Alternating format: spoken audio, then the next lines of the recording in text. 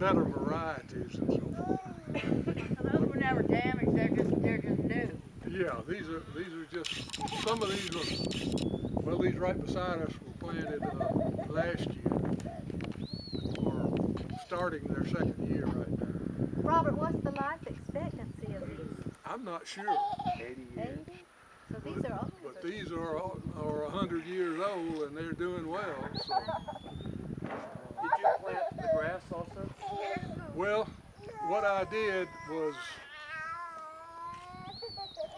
well, between the time Daddy died and I retired and could not get down here, the orchard had gotten in pretty bad shape. A lot of uh, shrubs and poison ivy and Virginia creeper and so forth growing on the ground and all this. And so that's what I've been working on in the last 14 years now, trying to kind of rejuvenate things. And I guess it's 3 years or 4 years ago, I did seed some wheat in here along with carpet grass seed. But mostly I've just kind of, the sod has established itself by keeping it mowed and not letting the weeds and so forth grow up and take over. But I just, It's different from last year by some measure, isn't it? I mean, I just don't remember it looking so manicured last year. yeah, it's improved. Well, I put lime on it now. This is the second year. I put lime on it last year for the first time in early March probably. And so it's just now kind of, I don't know when, 30 years before that was probably the last time lime was put on it. And that's beginning to have an effect. And also 3 years ago I got a tree surgery people to come in and do a lot of pruning back and shaping the trees up and so forth. Of course, last season we only had a very small crop, only about 600 pounds of nuts, but I'm hoping this year that do a little better than that. But I just kind of, it struck me several months ago, and realizing that our 50th reunion is going to be 1916, and the trees are 100 years old in 1916. So, the other interesting thing about Jimmy's diary, say this is 1916, and young'uns don't have any idea about this, but almost every Saturday in that diary, his entry was, took bath.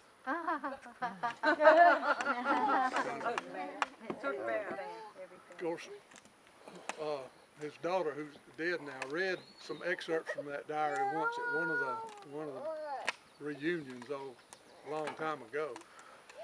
But he was saying afterwards, said, well, what you don't realize, you you just didn't go in the house and turn on the hot water and you had to go to the well and take your foot tub and draw up well water and fill the foot tub and put it somewhere out where it would be in the sun to warm up. And then all day long you had to wait or move it to keep it in the sun so it wouldn't get cooled off in the shadow. Then you had to wait till after dark to go take your bath so nobody could see you. And, it was a little more of a, taking a bath was not something that you took lightly back then. How do you harvest the nuts? Well, most of these, the orchard is not large enough to justify buying the kind of mechanized equipment you would need to pick them up efficiently. And so it's pretty much a hand job to go out there and find them. And there are a number of little devices that will help you, pick up stick kinds of things. They're from the ground. Right, yeah. You wait until they fall on the ground and then pick them up. What's that red thing on that tree over there? Oh, that's where a limb, I think in that case the limb broke and I sawed it off, and then that's just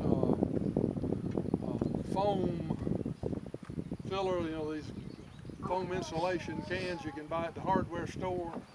Somebody told me it was a good idea when you had a cavity like that, to fill it up with that foam would keep rain and animals and so forth from getting in there. And so that's what that is. It just, what you're hoping for is that the tree will spar over and cover over that. But that one hasn't done it nearly as quickly as I had hoped it would.